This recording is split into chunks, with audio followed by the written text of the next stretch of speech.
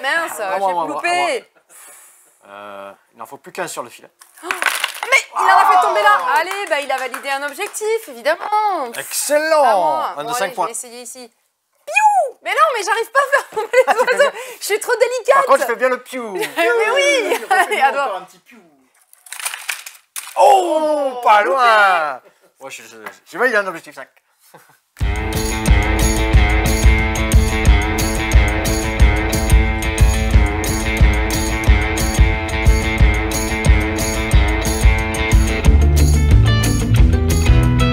Bonjour, Ludiclandaise, Ludiclandais, joueuse d'ici et joueur d'ailleurs. Bienvenue dans cette nouvelle vidéo.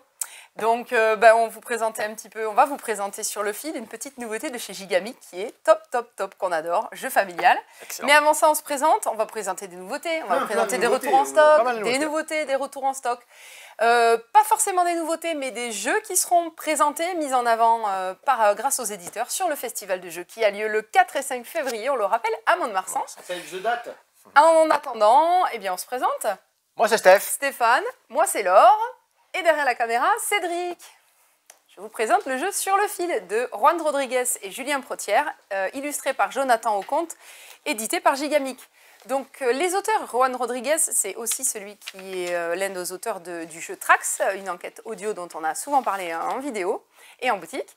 Et Julien Protière, donc l'un des deux auteurs avec Florent Toscano de l'excellentissime Cosmopolite. Ici, on est plutôt dans un jeu d'ambiance complètement différent, très original sur le fil, où nous allons devoir placer des oiseaux sur un fil, des oiseaux qui vont se prendre en selfie, oui, vous m'avez bien entendu. Et parmi les oiseaux, vous avez donc les ébouriffés. Ils ont tous des coupes de cheveux différentes. Vous avez les coupes à crête, ceux-ci, et vous avez les poils aux yeux, ceux qui ont une mèche devant les yeux. Ils sont aussi de différentes tailles. Vous avez les petits oiseaux, les moyens, les grands. Vous avez également différentes couleurs, les oranges, les roses, les verts, les bleus. Et vous devrez les placer sur des fils en fonction donc de leur taille, de leur coupe de cheveux, de leur couleur et aussi des poteaux en fait, desquels ils vont se poser en fait sur les fils en fonction des objectifs. Donc chacun, en début de partie, on va piocher en fait des objectifs. Donc il y a des objectifs à 2 points, 3 points, 4 points, 5 points. Ils sont de plus en plus complexes évidemment à réaliser. Chacun son tour, on va devoir placer un oiseau sur un fil ou déplacer un oiseau. Et si à la fin de notre tour, nous avons réalisé un objectif, on va pouvoir le montrer aux autres joueurs. Par exemple, je ne sais pas, il faudrait que j'en déplace un pour que ça fonctionne. Par exemple, ici, un petit oiseau entouré de 2 oiseaux verts. Pas de contrainte de taille ou de coupe de cheveux. Donc celui-ci, il est entouré de 2 oiseaux verts. J'ai remporté mon objectif qui me rapporte 3 points en fin de partie. Si je fais tomber des oiseaux là. Si je fais tomber des oiseaux, eh bien, je passe mon tour. Je perds un œuf, oui, en début de partie, on reçoit des œufs également. Si je fais tomber un oiseau, pardon, ce sont les autres joueurs qui récupèrent un œuf. Donc tant mieux pour eux, ce seront aussi des points de victoire, les œufs en fin de partie. Une fois que j'ai validé un objectif, je pioche un nouvel objectif, on passe au joueur suivant. Donc ça, c'est le mode de jeu compétitif. Donc c'est plutôt fun, hein, un petit jeu d'adresse, de délicatesse, très bien. On peut aussi varier la difficulté du jeu en augmentant la tension du fil ici, par rapport au cran sur un des poteaux. Le jeu a 2 modes, ça c'était le mode compétitif.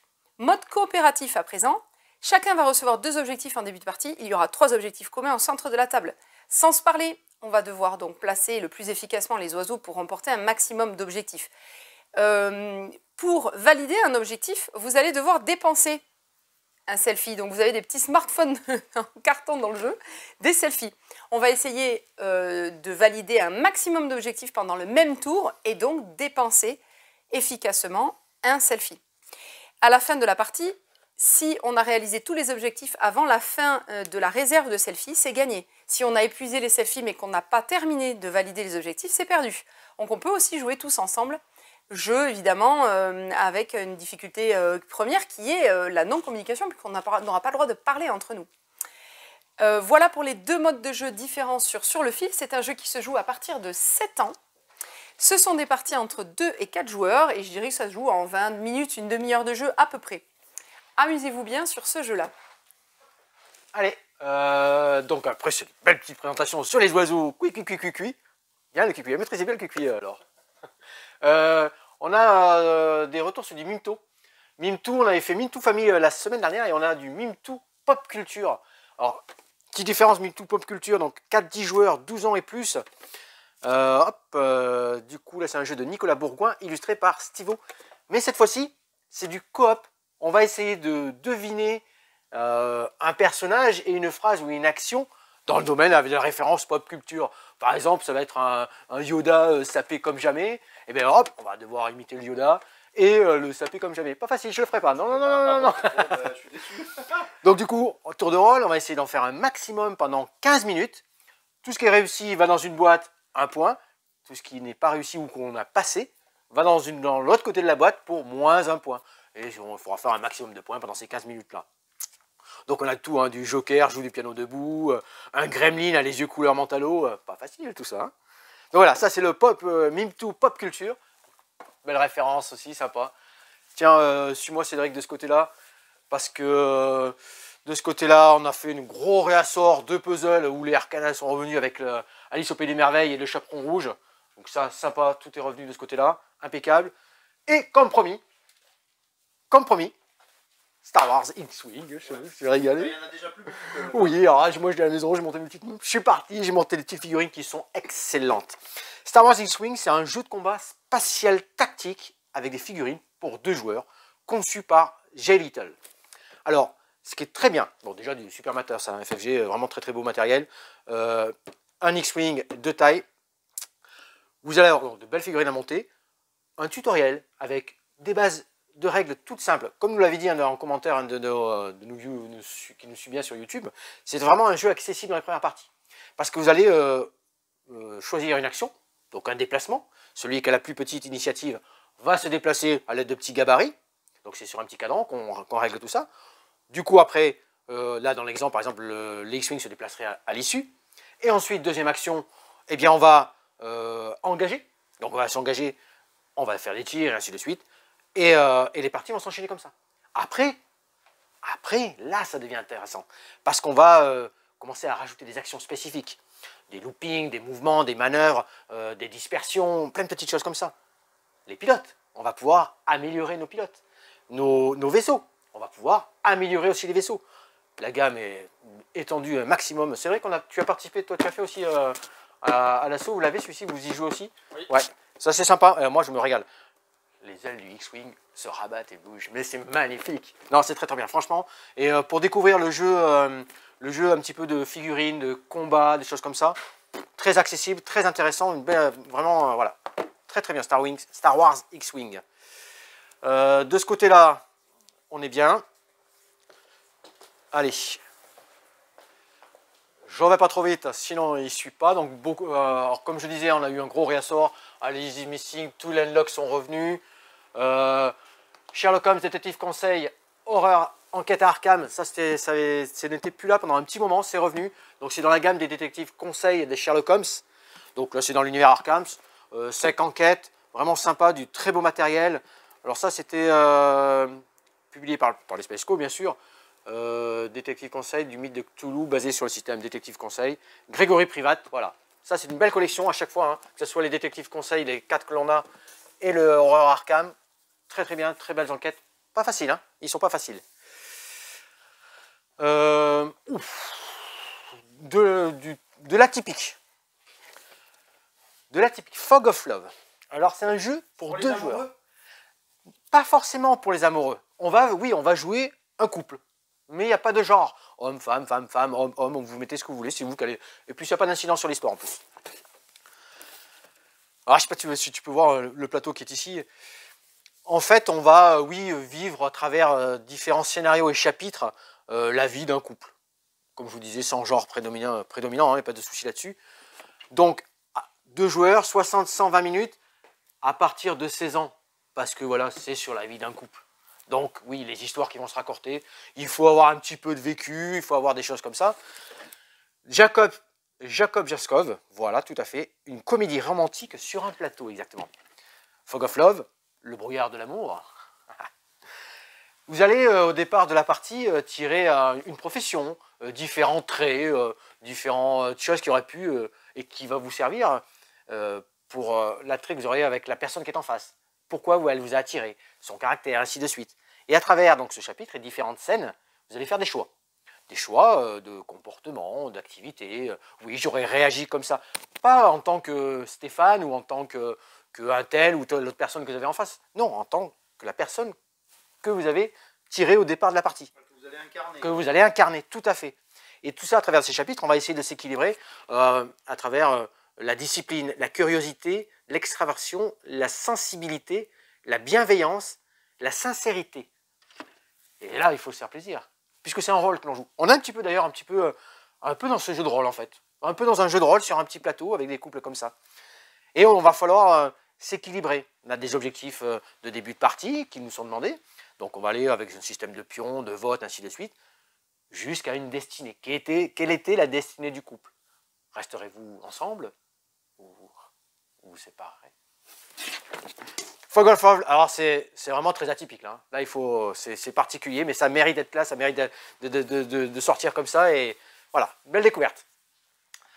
Tac tac. Rien à voir. Pam pam pam dans le western. Une chevauchée en Colin White, c'est Colorado. Colorado, ouais, alors, la lumière, là on est vraiment pile poil sur dessous là. Mais c'est parce que j'ai sorti tout ça, c'est vrai, pour qu'on regarde. Alors, la chercheuse d'or Abigail, le trappeur Isaiah, le barman Tuco, la pionnière Suzy, le banquier McGreed et la cowgirl Mel Ian. Ça, c'est tous les persos, les familles que vous allez retrouver dans la boîte. Alors, hop, Joachim Trom et à l'illustration Emir Dumersevich. Alors, oui, un Colin White, on vous en parle souvent, un Roll and White, un Flip and White, tout ça. Un Colin White, parce que comment va se dérouler ce jeu? Call, vous allez appeler un des joueurs et vous allez lui demander est-ce qu'il a telle ou telle carte en main. Est-ce que tu as le 2 rouge? S'il a le 2 rouge, par exemple, eh bien hop, vous la récupérez. Et c'est ça qui est très important, qui est très intéressant. Vous la mettez en jeu et, tiens Cédric, toi les cartes comment elles sont faites? Alors je te prends le 2 rouge, tiens, par exemple. J'ai parlé d'un 2 rouge, super. Voyez? Du coup, cette carte que j'ai appelée, je la mets en jeu et tous les joueurs, donc tous les joueurs qui sont autour de la table, vont pouvoir faire une des 2 actions qui sont disponibles. Le but de ce jeu-là va être de prendre la possession d'un maximum de territoire sur son plateau personnel. Donc ça, c'est un petit plateau personnel, il y a une superbe de jeu avec un plateau personnel, on va faire des petites liaisons, on va partir de drapeaux, aller chercher des pépites, c'est la monnaie du jeu bien sûr, aller réussir. Et tout ça, on va le reporter sur le plateau central qui est commun à tous les joueurs.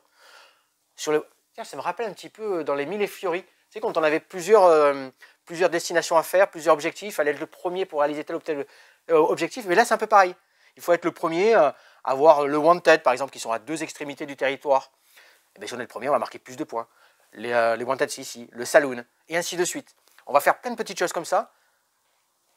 À notre tour de jeu, lorsqu'on a posé cette carte-là et que les joueurs ont fait cette action, si on peut, de notre main, jouer des cartes, ce sont nos cartes personnelles. On va faire les actions que pour nous cette fois-ci. Tout le monde va faire la même chose en même temps. Et là, du coup, ça va comboter dans tous les sens. On va comboter, pouvoir jouer plusieurs cartes, chercher des pépites. Ça s'arrête lorsqu'on arrive à la 7e étoile de shérif. On compte tous les points. Super. Et ça, c'est une belle réussite Colin White aussi. Vraiment sympa, du beau matériel. Une belle aide de jeu, comme je vous l'ai dit. Je vous le mets dans ce sens-là, comme ça, c'est vrai qu'il voit un petit zoom dessus. C'est impeccable. Ah, tu vois, on voit bientôt, vraiment sympa. Ouais. Un Colin White. Dans la collection des White, on a un Colin White. Un autre très très beau jeu. Alors ça, c'est tout frais aussi, pareil. Roa. Alors ça, on peut le dire Roa, je ne sais pas trop la prononciation. Jonas Goupy et Théo Rivière, à l'illustration Oli.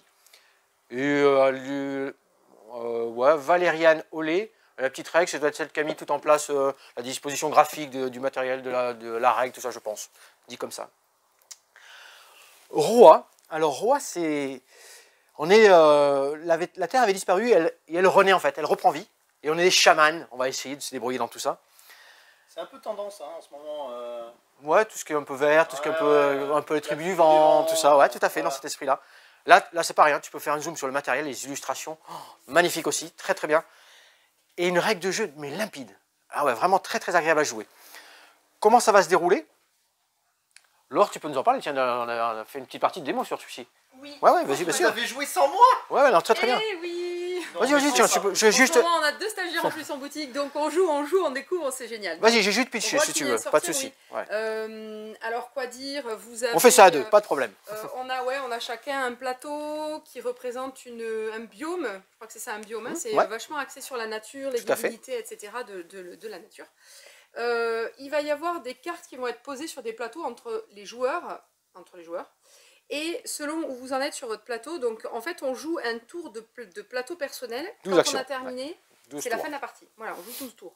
Donc premier tour ici, on Ici. nous dit de piocher ici, là où il y a le symbole... pardon. Je me permets, non, mais c'est pas très grave. Merci. Assistant, Assistant. Donc là, il faut que je pioche sur elle avait le pris la plateau partie en lune. cours déjà. Donc ici, côté lune du plateau, je pioche les cartes. Donc mon voisin va piocher aussi de ce côté-là et mon voisin l'autre côté. Alors, on t'entend super bien, mais j'aimerais bien que tu allumes ton micro Ah en oui. fait. Vous m'entendez bien quand même? Oui, oui. Mais... J'allume. Ouais, je... La technique. Allô, allô, 1, Ah, 2, c'est vous mieux, m'entendez là. mieux? Vas-y. Parfait. Donc j'ai pris mes cartes, chacun prend ses cartes, on joue en simultané, on va drafter un petit peu d'une manière un peu différente les cartes. Donc je vais piocher une carte, je vais reposer ici sur le plateau personnel, tout le monde va faire pareil, et on va révéler donc à partir du joueur qui est le plus avancé sur la piste. Donc au début on va choisir un premier joueur, puis après ça va changer. C'est le premier sur la piste de point de victoire qui va jouer. Les cartes ont Alors, ça ne des change symboles. jamais, ça ne change jamais, c'est toujours celui qui C'est est en toujours avant le premier. le plus avancé. Ouais. Donc parfois, ce n'est pas forcément un avantage. Et vous allez comprendre pourquoi. Donc on va placer ces cartes. Donc parfois, les cartes elles vont avoir un coût. On va payer. Donc la monnaie ici, ce sont des cristaux. Parfois, ça va être une disposition. Je ne vais pouvoir poser la carte que dans une colonne de mon plateau. C'est la carte qui va me l'indiquer. Donc, je vais choisir de manière la plus efficace possible comment je vais placer ma carte. Donc, si par hasard, en posant la carte, j'avais aligné, peu importe en ligne ou en colonne, 3 symboles identiques. Donc là, j'ai aligné des symboles d'arbres. Donc, j'ai 3 arbres en colonne. Je vais recevoir donc l'aide d'une divinité. Donc les divinités au début de la partie, elles sont autour du plateau. Je reçois l'aide de cette divinité de la nature. Je vais la garder, la plaquette devant moi. Je vais activer en fait la ligne, là ici la colonne qui correspond à où est placé mon pion. Donc je vais activer toutes ces colonnes. Donc toutes les cartes qui vont être déjà posées. Alors le plateau déjà a des avantages et puis les cartes évidemment sont toujours plus avantageuses. Donc là par exemple je vais gagner 3 cristaux. Ici je vais en gagner 1. Ici si je dépense 3 cristaux je peux avancer de 5 cases sur le plateau. Donc de 5 points de victoire. Wow. Vous avez différentes choses qui vont s'enclencher pendant la partie. Une fois que j'ai terminé donc d'activer ma colonne ou la ligne sur laquelle on est, je vais pouvoir activer les divinités qui m'aident. Donc cette divinité, par exemple, dans la colonne dans laquelle je suis, je choisis en fait un symbole sur mes cartes. Là, en l'occurrence, le orange, puisque j'en ai 3, et je gagne 1 point de victoire par symbole. Donc là, je ravance de 3 points. Toutes les divinités ont des actions particulières, toujours très intéressantes. Attention, la divinité, donc quand je l'ai utilisée, je la retourne. Je sais que jusqu'à la fin de la manche, je l'ai utilisée. Et on continue à jouer. Ensuite, on replace les divinités face visible et on peut recommencer à piocher des cartes, etc. Si un joueur, pendant le tour, par exemple, a lui aussi aligné 3 symboles de cette même catégorie, il va me piquer sous le nez la divinité. Donc lui, la divinité va l'aider, donc je me fais piquer la divinité sous le nez. Tant que la divinité est devant vous, à chaque tour de jeu, vous pouvez l'activer. Donc là, je vais avancer d'un certain nombre de points à chaque tour. Mais si je me la fais piquer, c'est terminé. Donc on va se shipper un peu ces divinités, on va développer son jeu au fur et à mesure, il y a une espèce de montée en puissance quand même du jeu, puisqu'à chaque fois on va essayer de déclencher aux meilleurs endroits, les meilleures cartes qui vont nous rapporter des points, de la monnaie d'échange pour pouvoir acheter d'autres cartes, etc. Très efficace, quoi dire d'autre? C'est limpide, c'est très facile à prendre en main. La règle est vraiment très agréable. On peut se défausser pour récupérer des cristaux. Exactement. Très agréable. Très agréable. À un moment du jeu, si on manque de cristaux pour pouvoir monnayer des cartes, eh bien on peut décider, plutôt que de choisir une carte et de la jouer, nous on dit la cramer, enfin on dit la défausser, voilà. La défausser, donc on défausse la carte. Dans carte. le trou noir ici, dans le trou noir. Ah très bien. Pour récupérer donc 3 cristaux. 4 cristaux. 4 cristaux, ou alors, donc c'est marqué, c'est très simple, au centre du plateau, je défausse pour 4 cristaux, ou pour récupérer un sport. Donc les sports, donc le terme vocabulaire un peu botanique, le sport, on va le placer sur un emplacement spécifique d'une carte. On choisit laquelle. Le sport nous permet, quand on arrive en fait aux angles du plateau, il va y avoir une phase de décompte. On va faire des décomptes, donc 1, 2, 3, 4 fois pendant la partie. Les décomptes, on va le faire comme ça, que je me souvienne bien. Le décompte, on va calculer, donc on va activer toutes les cartes avec des sports. Donc j'active, je retourne le sport pour dire que j'ai activé. Donc là, je gagne des cristaux. Ben là, il ne se passe rien en plus. D'ailleurs, je ne sais plus. Ben là, j'aurais pas mis le cristaux là, hein, ça ne me rapporte rien. Donc j'aurais mis plutôt là. Je dépense 3 cristaux pour gagner 5 points. Là, je retourne le cristaux pour gagner le sport pour gagner un cristal, etc. Quoi? Tu triches là. Pourquoi? Bah, t'as changé ton cristaux de place. Ton sport Oui, de place. bon, c'était pour dire que je l'avais pas bien mis au tour d'avant, mais c'est pas grave. Sinon, on bouge rien, évidemment, pendant la partie. Ensuite, je vais réactiver les divinités que j'ai en ma possession, donc ça, c'est vachement avantageux également. Et dernier truc, on va calculer l'eau, puisque l'eau est très importante dans le jeu, évidemment, les sources d'eau. Chaque goutte qui sont sur les cartes, on va incrémenter peut-être ça dans la vidéo pour vous montrer. Donc, il y a des cartes qui vous rapportent 1, 2, 3 gouttes, certaines. Je vais compter le nombre de gouttes que j'ai. Les autres joueurs vont compter également.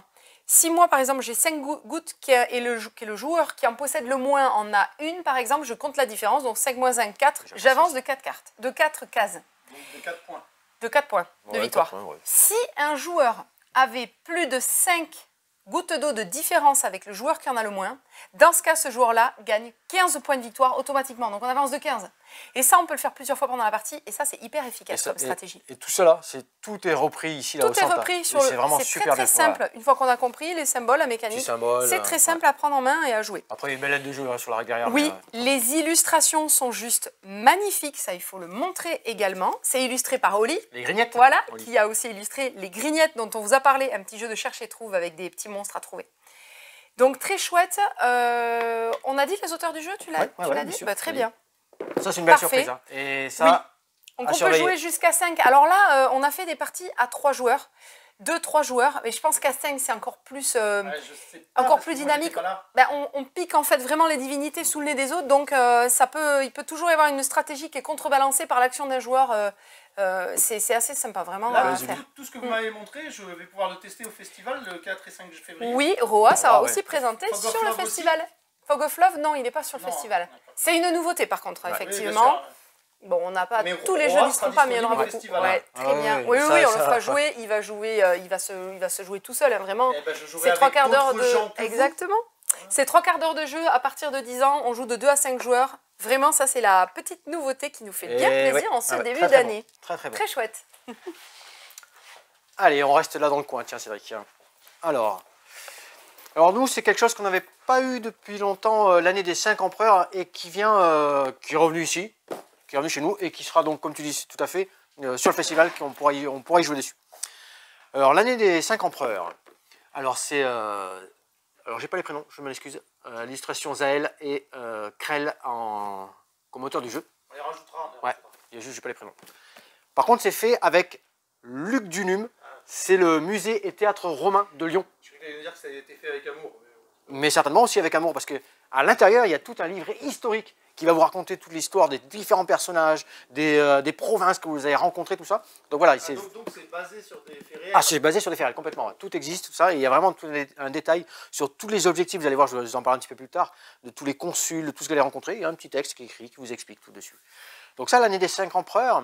Donc, à partir de 12 ans, compétitif, bien sûr, une quarantaine de minutes pour 2 à 5 joueurs. 2 belles grosses phases. Une première phase où vous allez construire, vous êtes un haut dignitaire, et construire vos futures influences à travers un système de deck building, en fait. Ouais, tout simplement. Vous allez, alors suivant au début de la partie, 3, 4 ou 5 cartes, suivant le nombre de joueurs que vous êtes, et dans l'ordre des joueurs, avoir des cartes en main, et vous allez pouvoir les dépenser pour acheter des nouvelles cartes que vous mettez dans une des fosses.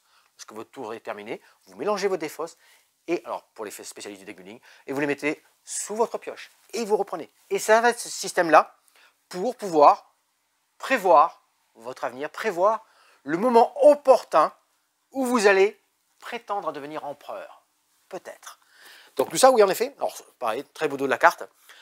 Donc vous préparez votre ascension au pouvoir en achetant des cartes pour construire votre stratégie. Ensuite, tout ça, c'est indiqué sur votre personnage. Pour acheter d'une valeur de 1, une carte, ainsi de suite.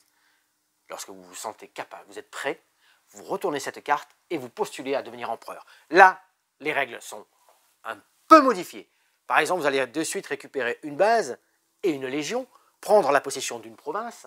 Du coup, sur cette province-là, les cartes parce que vous pouvez toujours aller acheter des cartes pour améliorer toujours votre deck, vont être au même prix, au même tarif. Par contre, elles passeront à plus de pièces dans toutes les autres provinces.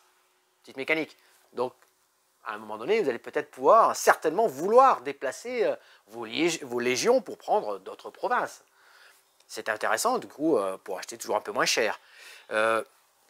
En tant qu'empereur, futur empereur, vous allez réussir à avoir de l'influence, récupérer des objectifs.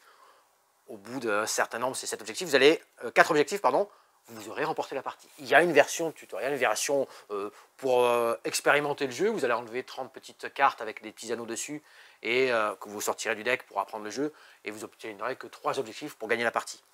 Donc, un jeu vraiment qui monte en puissance. Vous allez avoir plein de petites possessions, différents pouvoirs, différentes cartes à aller chercher, plein d'objectifs. Vraiment, ça c'est pareil. Un beau jeu historique, du placement, du deck, très intéressant, de belles illustrations aussi. Et c'est fait donc en collaboration avec le musée Lugdunum, musée et théâtre romain de la métropole de Lyon, exactement. Donc, l'année des 5 empereurs, ça aussi, testez ici. Testez en festival prochainement, 4-5 février, ça sera disponible. Et vraiment très intéressant. Tac, je prends mon anti-sèche parce que... Non, tu vas pas trop loin, reviens. Il y a hiérarchie. Oui. J'étais là en plus, je suivais. Hiérarchie. J'ai envie de le... Ouais, j'ai envie de l'ouvrir. Hiérarchie. Vous vous souvenez? C'est noir. Noir. C'est un duel. C'est un duel. C'est un duel. Si c'est rouge, Multi. c'est pour le nain jaune. Si c'est rouge, c'est multi. Oui, c'est multi. Et si c'est blanc, c'est solo. C'est solo. Alors c'est de Hugo Kawamata. Illustration, on verra plus tard. L'ordre de la cité va être bouleversé. C'est le moment de vous imposer. Alors, du coup, si c'est vert, J'avais pas de vert. si, en face de toi là, c'est du vert ça. Un coop. Ah, coop. Coop, Ah, oui. coop. Mégalopolis. Oh, c'est génial, Mégalopolis. Alors ici, très minimaliste à chaque fois, mais des stratégies, des profondeurs de jeu dans ces microgames vraiment excellents. Hiérarchie, 14 cartes. Numéroté de 1 à 13. Tout unique. But du jeu, essayer de bloquer son adversaire. Là, je vous ai dit, ouais, quasiment 90% des règles. Tout unique. Les cartes sont de 1 à 13, mais chaque carte a un pouvoir, évidemment. Par exemple, là, celle qui est devant moi, la numéro 9, c'est le dragon. Elle peut être jouée sur la baronne. Comment ça se passe? Je distribue cette carte à chacun. Je prends la couleur dorée, mon adversaire la couleur violette. Et ensuite, premier joueur, je pose une carte. Une carte d'une valeur quelconque, 3 par exemple. Et ça serait, attendez, je vais tricher. J'ouvre. C'est comme ça. En direct. En semi-direct. Voilà. Hop. Très très belle aide de jeu aussi. Doré. Violet. Je place par exemple au tout début de la partie, j'aurais mis un... Ben, je reviens sur mon dragon. J'aurais placé mon dragon au-dessus de ma carte hiérarchie. Qui est ici. Hop. Comme ça à peu près. Je te fais une petite démonstration. Excusez-moi, Sleeping Gods. Parce que là, moi, je peux plus reculer en fait. Toi tu peux plus reculer comme ça? Je suis contre le... Oh, je mets Sleeping Gods de côté. C'était pas prévu, je suis d'accord Cédric. Je place le numéro 9. Mais qu'est-ce que doit faire mon adversaire? Il doit forcément mettre une carte de valeur croissante au-dessus du 9. Mais il peut mettre en dessous, suivant les différents personnages qu'il va rencontrer, avec le pouvoir, surtout il peut placer une différente carte. Et on va aller comme ça, crescendo. Alors il y a l'imposteur, une petite carte supplémentaire qui est différente. C'est pas parce que vous avez mis un 13 que ça y est, la partie est gagnée, parce que vous avez mis la valeur la plus haute. Non.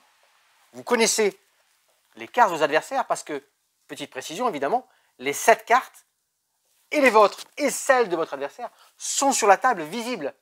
Et oui, ça c'est très important. Oh, j'avais oublié, Steph. C'était très important à préciser. Elles sont visibles. Donc vous pouvez régler à peu près votre stratégie. Dire si je place celle-là, il va poser ça, tac, tac. À quel moment je la mets? Au moment opportun. Je joue celle-ci, non, j'attends un petit peu. Et le but du jeu, tout simplement, est de bloquer l'adversaire. Il ne pourra plus poser de cartes. La partie est gagnée. Et là, vous allez enchaîner. Hein. Là, vous allez prendre vos revanches, vous remélanger les cartes. On n'a jamais les mêmes persos. C'est tout le temps différent. Ah, excellent. Très très bon petit jeu. Comme beaucoup dans cette gamme de chez Microgame.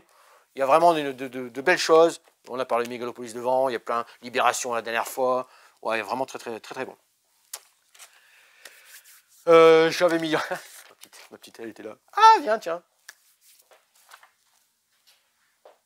Tac, tac, tac, tac. Ah, on en fera un petit dernier là-bas, j'ai oublié. On a reçu des nouveautés de ce côté. Alors, Kyudo qui est revenu aussi en stock. Sympa Kyudo aussi. Vous vous souvenez, ces petits... Hop, même ma petite voiture. Kyudo qui est revenu en stock. Le jeu où il fallait remplir des petites cibles comme ça, avec un très beau matériel, du dé, une piste de dés, des persos avec des objectifs et des petits pouvoirs différents. Et il fallait remplir très rapidement sa cible pour éliminer les spectateurs des adversaires. Donc ça avait très très bien marché. C'est revenu en boutique Kyudo. Donc c'est excellent, de Bruno Catala et Ludovic Maublanc. Il est à côté, ça tombe bien, c'est un jeu de sport, dans ma gamme un petit peu sport, parce que nous avons reçu des extensions à Rallyman GT. Rallyman GT, de Jean-Christophe Bouvier et à l'illustration Loïc Musy, un jeu de course. Jeu de course, je vais parler de Hit qui était sorti en fin d'année, qui est en rupture, je l'ai à la maison, je le nettoie, je le dépoussière dans tous les sens. Ça c'est sympa, mais on change un petit peu de mécanique. Rallyman GT, je vous refais un petit pitch, puis après je vous montre les deux petites nouveautés qui sont revenues. Un système de dés, où vous allez gérer une piste, une course, hein, tout simplement, vous êtes plusieurs sur le chemin, sur cette route, sur ce bitume, comme vous voulez. Vous allez avoir un certain nombre de dés par rapport à la voiture, donc des dés de moteur, des gears, comme on dit. Vous allez avoir, il y en a 5 je crois, au départ de la partie, ouais. Des blancs pour un maintien de la vitesse, des rouges pour freiner, et vous allez les gérer. Alors, il y a différentes façons de les gérer avec un petit système de levée de vitesse, il y a plein de petites choses comme ça, des passages difficiles dans les virages, mais voilà, ça je vous passe tout ça, je vous montre juste la petite mécanique de départ. Vous allez tracer votre chemin avec ces dés. Je dis voilà, moi je vais accélérer, ralentir, maintenir ma vitesse, freiner pour aborder le virage, et après, un choix. Soit vous jetez départ dés, vous êtes prudent. Si vous n'avez pas de danger, vous pouvez aller jusqu'au bout. Si vous avez trop de danger, vous vous arrêtez là, voilà, je ne vais pas plus loin, tout ça. Ou alors, vous êtes un fou du volant, vous lancez tout d'un coup, et là, vous allez avoir des petits bonus, toute la partie, vous allez plus loin. Ouais, ou des gros malus. Ou des gros malus. Parce que moi, je finis jamais... Voilà, et là, tête à queue, enfin, il y a plein de choses comme ça. Mais vous avez pris des risques, et voilà. Ça, c'est la base du Rallyman GT. Mais c'est super belle édition, ça se pareil, belle petite mécanique, c'est agréable à jouer. Et est arrivé une petite extension. Oh là là, les nostalgiques là. Excellent, petite bagnole là. Excellent, Rallyman GT, GT4. GT4, parce que cette fois-ci, on va utiliser des véhicules un peu plus lents. Un peu plus lents qui vont utiliser que 4D moteurs. Par exemple, vous avez dit, les premiers qu'on lance avec les vitesses, ils en ont que 4. Elles vont un peu moins vite. Elles sont plus fiables peut-être dans les endroits un peu plus techniques, un peu plus dangereux. Donc ça, c'est les petites voitures Rallyman GT4. Et on a aussi... Je croyais que tu allais nous montrer l'extension Rallyman électrique. Rallyman World Tour. World Tour, alors là, plein de pistes pour refaire les différents circuits que vous retrouvez dans le monde entier en fait. Donc vous allez voir Monaco, vous allez voir, je connais que Monaco, vous allez me dire, mais Monaco et plein d'autres choses. Certains circuits, il vous faudra l'extension Championship pour pouvoir les construire, mais vous avez déjà des différents circuits possibles avec cette extension-là. Voilà, ça c'est important, c'est à savoir. Ceux qui ont Championship pourront en plus faire des circuits supplémentaires. Donc ça, c'est une extension qui est revenue en stock. Laure, es-tu toujours dans les petits parages Je suis là. Le micro.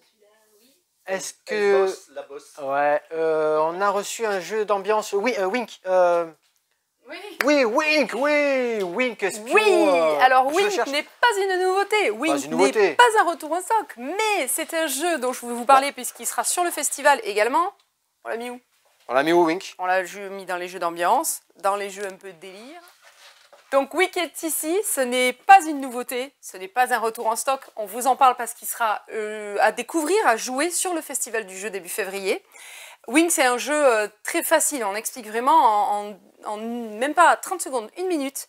Il n'y a pas de règles, ça se joue avec tout le monde à partir de 8 ans. Ça se joue de 4 à 8 joueurs, c'est des parties plutôt de 30 minutes.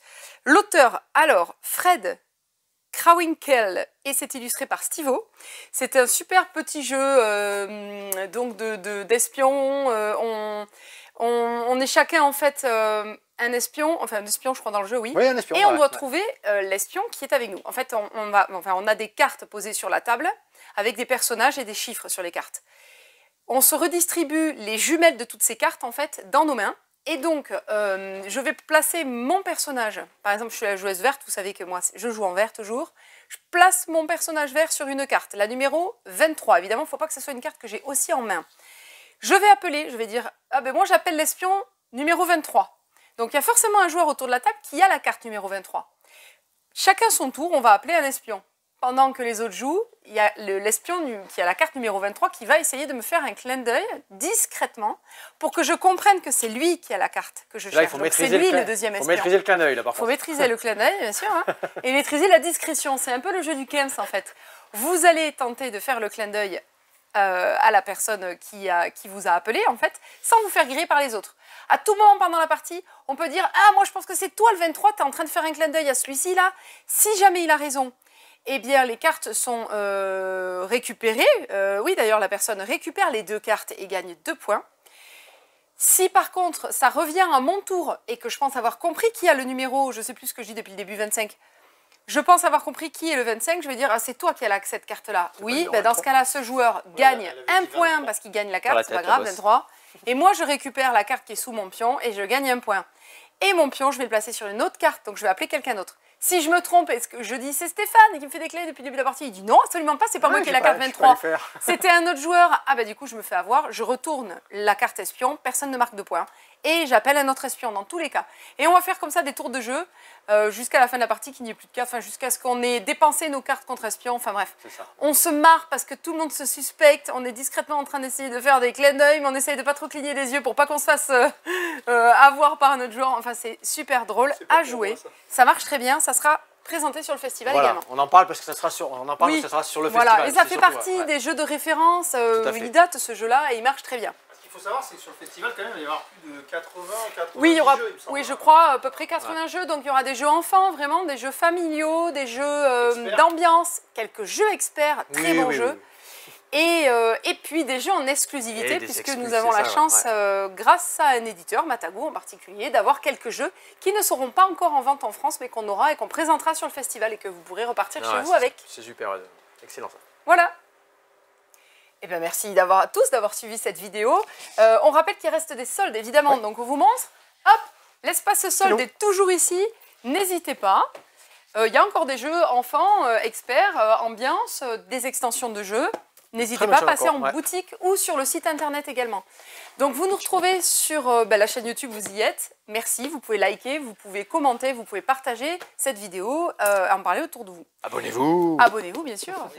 Vous nous retrouvez aussi. Les gens à s'abonner. Oui, vous nous retrouvez aussi sur les réseaux sociaux, Facebook, Instagram. Voilà, et souvent puis... nos calendriers, nos agendas, tout ça sur le... Exactement. Qu'est-ce que je... annonces, ouais, je voulais dire d'autres. Le festival 4 et 5 février. Vous pouvez retrouver ces soldes, oui, sur le site internet de la boutique, il est à jour. Et voilà, sinon venez nous voir au 17 rue des Cordeliers à Mont-de-Marsan. Café ludique, sur Café place, ludique, vous pouvez jouer sur place voilà, aussi. Merci à tous, à bientôt. Merci, jouez bien.